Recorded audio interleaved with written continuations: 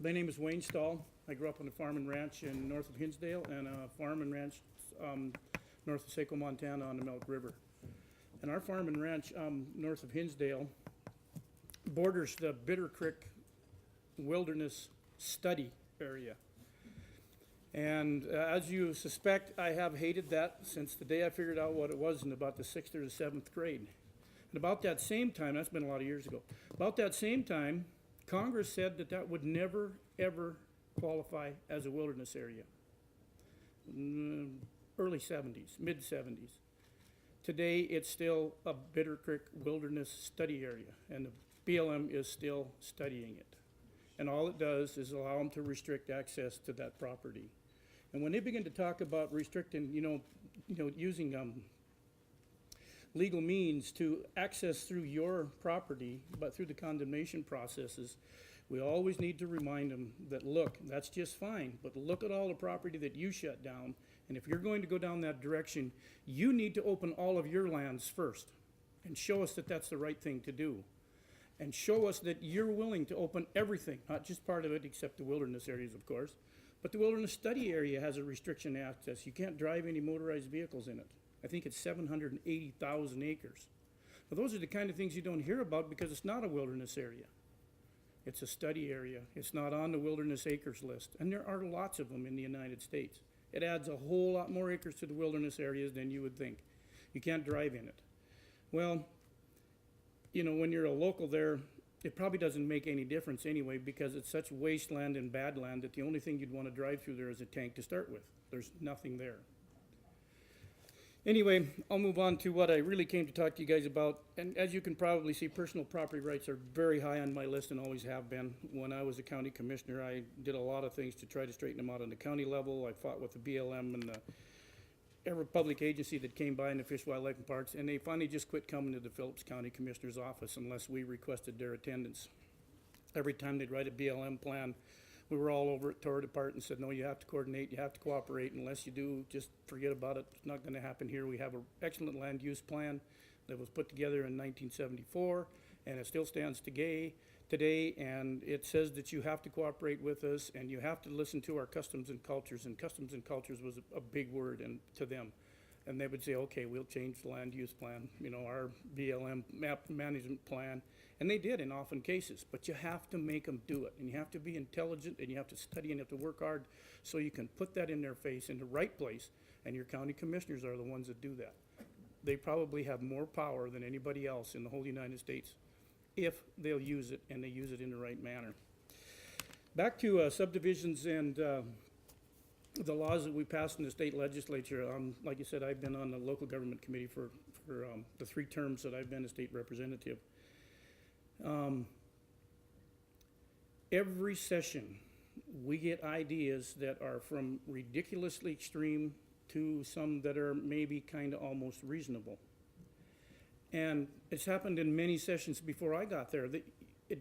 It's the incremental gains, and they know that if they just keep trying, because they make you mad with these, that you'll compromise with them and they'll get a little bit here. And it's been happening for 20 or 30 years.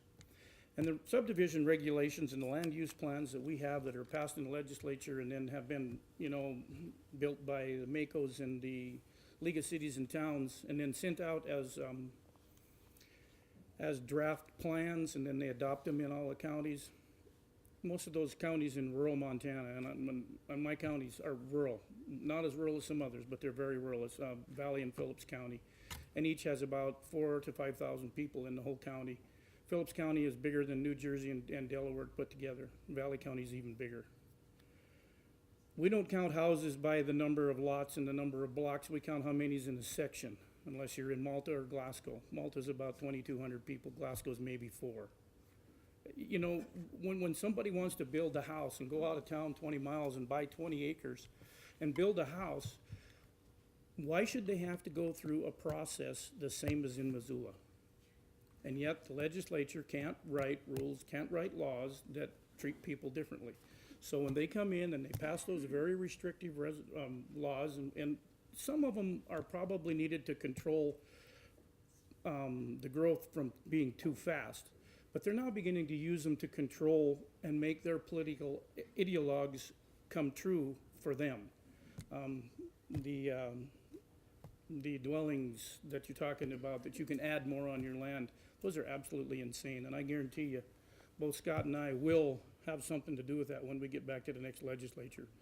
If you can't object to the neighbor building a high-rise next to your land, and yet those same people that would have that ability to do that in the city say that, and they're identically the same people, when they come and testify in front of your committee, and they're the same people over and over and over again. They come in and say that, you know, you can't build in a city, I believe it was Bozeman maybe, you can't build any taller if your neighbor has a solar panel. You know, they don't even think about what they're saying sometimes. It's okay for us to do it, but you can't do it. It's okay, you can't build a house if some of your neighbor's got a solar panel and you might block it out, because by golly, we gotta have solar energy in the state of Montana, and we need a big subsidy to make that happen. But at the same time, they go back to Missoula and they say, well, we have to have high rises because my golly, you know, that, you know, and then, but you have no say and you can't object to that in their growth plan. That's just not right, and Scott and I will, I promise you, we will put a lot of effort into that, and we probably will get it done. We talk about regulatory takings and legislative takings, but what nobody's mentioned here today is Montana, one of the largest takings in the state of Montana that's ever been, was done by the Attorney General's office. When Champion Lumber transferred all of its lands to Plum Creek, and we all know Max Baucus just helped the people over in Missoula County and the state of Montana acquire all those lands and Plum Creek lands, there were hundreds of thousands of acres. And there were little parcels and there were big parcels. What they did is they transferred it from Champion Lumber to Plum Creek in one deed with thousands of parcels on it. And this is just kind of an example.